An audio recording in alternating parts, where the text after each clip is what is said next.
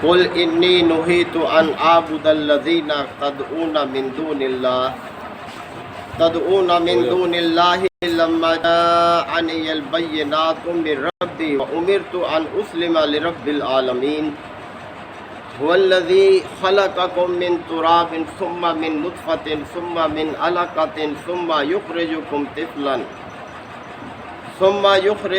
طفلا ثم لتبلغوا أشدكم ثم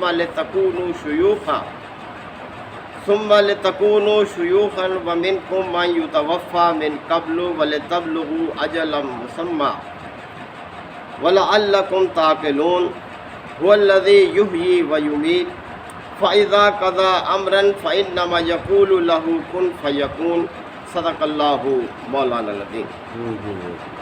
سورہ المومن کے یہ 7ویں رکوع کی اختتامی آیات ہے۔ پچھلی آیات سے ہی توحید کا تذکرہ چل رہا ہے جو اس کائنات کی سب سے بڑی حقیقت ہے۔ اللہ ہی اس کائنات کا خالق ہے۔ کائنات کی ہر چیز جو بھی ہمیں دکھائی دیتی ہے وہ سب اللہ کی مخلوق ہے، اور پھر وہی اپنے مخلوق کی خبرگیری کرنے والا ہے، اس کی دیکھ بھال کرتا ہے، اس کو پروان چڑھاتا ہے، اور پھر اسی طرح سے حکمرانی بھی اسی کی ہے اس کائنات میں، وہی فرما روا ہے اس کا۔ کائنات کی ہر چیز اس کی رعایا ہے، اس کی محکوم ہے۔ تو آگے اسی حوالے سے بات چل رہی ہے۔ کل اے نبی صلی اللہ علیہ وسلم آپ فرما دیجئے، دو ٹوک بات ان لوگوں کے سامنے رکھ دیجئے۔ انی نہیت، مجھے تو منع کیا گیا ہے، مجھے تو روکا گیا ہے، کس بات سے؟ ان اعبد الذین تدعون من دون اللہ، کہ اللہ کو چھوڑ کر جن ہستیوں کو تم پکارتے ہو ان کی عبادت سے مجھے روکا گیا ہے، انہیں پکارنے سے مجھے منع کیا گیا ہے۔ ہر پیغمبر کو اللہ تعالیٰ نے اپنے سوا دوسروں کی بندگی سے روکا، اور یہی دعوت لوگوں کے سامنے رکھی گئی ہے کہ اللہ نے پیدا کیا ہے، اسی نے پروان چڑھایا، وہی موت و حیات کا مالک، نفع نقصان کا مالک، لہذا اس کے علاوہ کسی کو نہ پکارو۔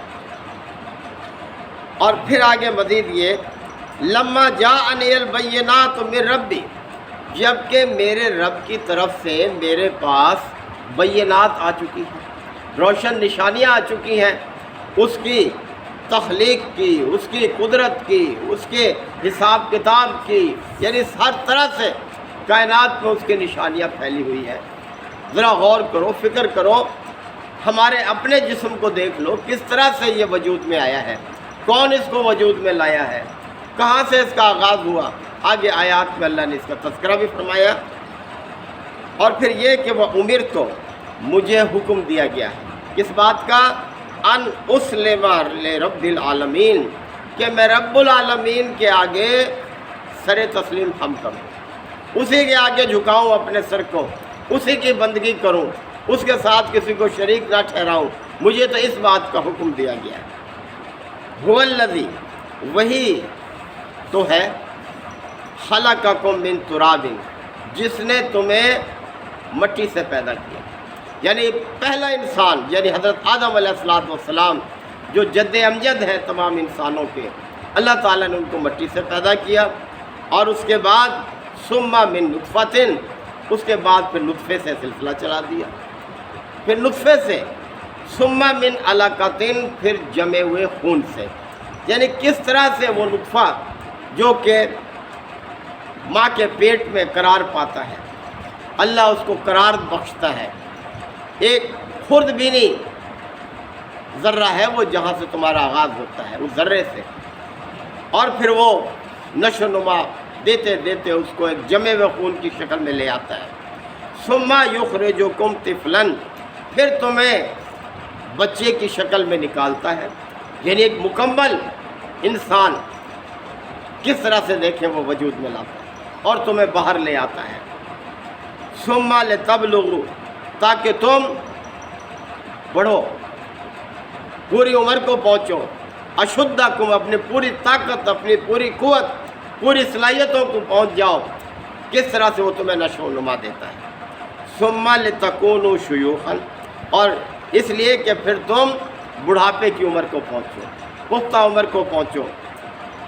اب دیکھ رہے ہیں کس طرح سے اللہ نے اپنی قدرت کا بیان کیا، یعنی جب یہ سارے مراحل اس کے ہیں کہ ایک نطفے سے تمہیں آغاز کرتا ہے، تمہیں کس طرح سے ایک جمے ہوئے خون کی شکل میں لے آتا ہے اور پھر ایک مکمل انسان کی شکل میں تمہیں باہر لاتا ہے اور پھر جوانی اور بڑھاپے کی عمر کو پہنچا دیتا ہے، تو پھر تمہیں کیا ہو گیا کہ تم اس کے مقابلے میں دوسروں کو پکارو، دوسروں کی بندگی کرو، ان کے آگے اپنی حاجتیں رکھو، انہیں اپنا مشکل کشا بناؤ۔ یہ کیسے تمہیں سوچ تمہارے اندر آ گئی، کیسے یہ جذبہ تمہارے اندر آ گیا کہ تم اس خالق کو چھوڑ کر دوسروں کے شکرانے ادا کرتے ہو؟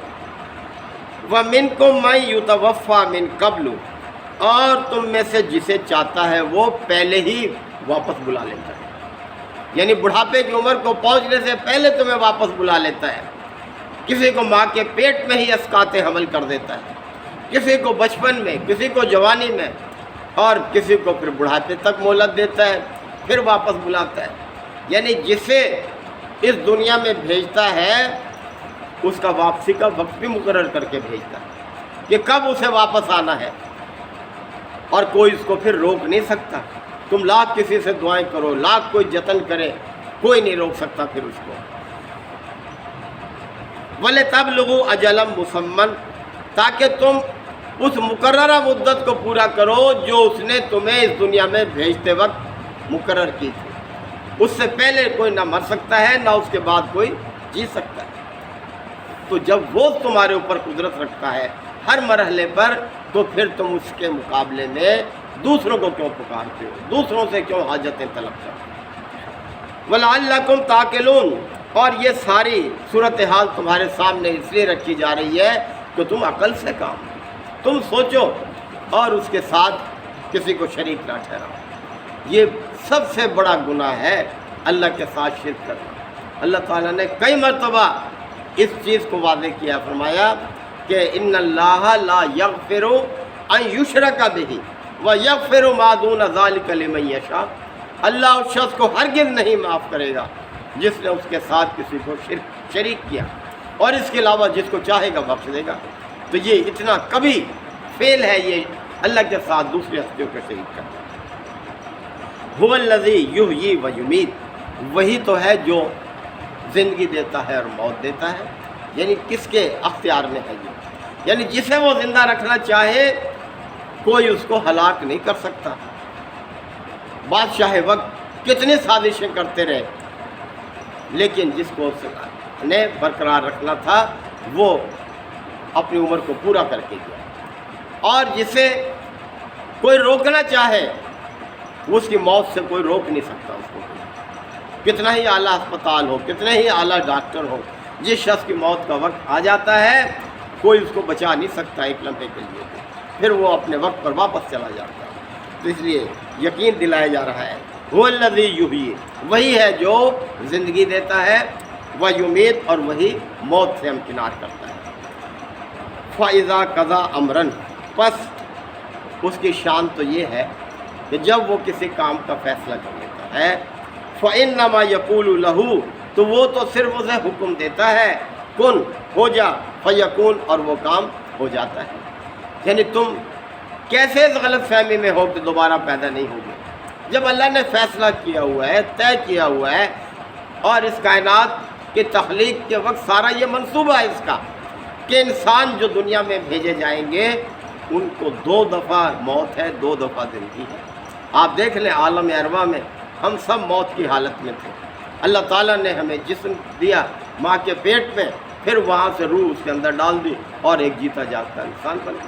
موت اور پھر زندگی، اس کے بعد پھر موت ہے، یعنی ایک وقت مقرر ہے ہمارا، اس سے آگے پیچھے ایک لمحہ ہم نہیں ہو سکتے، اور پھر اس موت کے بعد پھر زندگی ہے۔ تو اللہ نے یہ سارا ایک سلسلہ پہ ترتیب دیا ہوا ہے، اور انسان جو ہے اس کا انکار کرے، کہے کہ یہ تو ممکن نہیں ہے، جب مر جائیں گے مٹی میں مل جائیں گے، ہماری ہڈیاں بھی گل جائیں گی، بھلا کیسے پیدا ہوں گے؟ اللہ نے فرمایا اس کی شان تو یہ ہے کہ جب وہ کسی کام کا ارادہ کرتا ہے تو صرف حکم دیتا ہے، اسے اسباب اور وسائل کی ضرورت نہیں ہے۔ جیسے انسان اگر کوئی کمرہ بنانا چاہے اس کے لیے دیکھے کیا کچھ اکٹھا کرتا ہے، اینٹیں منگاتا ہے، سیمنٹ منگاتا ہے، سریا منگاتا ہے، مٹی ریت منگاتا ہے، کاریگر منگاتا ہے، پھر جا اللہ کو اس چیز کی ضرورت نہیں ہے، وہ تو حکم دیتا ہے اور اس کی منشا کے مطابق کام وجود میں آ جاتا ہے۔ تو اے انسانوں، کسی بھول میں نہ رہو، کسی اور چکر میں نہ پڑو، اپنے رب کے بندے بن کر رہو، اسی کی اطاعت میں رہو، اسی کی بندگی میں رہو۔ اس دنیا سے کہیں بہتر ہے وہ جگہ ٹھکانا جب تم بندگی کے ساتھ زندگی بسر کر کے آؤ گے، اپنے مقصد حیات کو جب پورا کر کے آؤ گے تو تمہیں کہیں زیادہ ہمیشہ کی زندگی، ہمیشہ کے لیے نعمتیں اور جو چاہو گے وہ ملے گا، تو پھر تم کیوں اس دنیا پہ ریجھ گئے ہو۔ اللہ تعالیٰ ہم سب کو عمل کی توفیق عطا فرمائے۔ وآخر دعوانا الحمدللہ وکفا وسلام علی عبادہ الذین اصطفیٰ۔ ربنا آتنا فی الدنیا حسنہ وفی الآخرۃ حسنہ وقنا عذاب النار وادخلنا الجنۃ مع الابرار یا عزیز یا غفار یا رب العالمین۔ اللہم انک عفو کریم تحب العفو فاعف عنا۔ اللہم من احییتہ منا فاحیہ علی الاسلام ومن توفیتہ منا فتوفہ علی الایمان۔ یا شافی الامراض اشف مرضانا ومرضى المسلمین۔ یا قاضی الحاجات اقض حاجاتنا وحاجات المسلمین۔ اللہم اعز الاسلام والمسلمین۔ ربنا تقبل منا انک انت السمیع العلیم وتب علینا انک انت التواب الرحیم۔ صلی اللہ تعالی علی خیر خلقہ محمد وآلہ وصحبہ اجمعین۔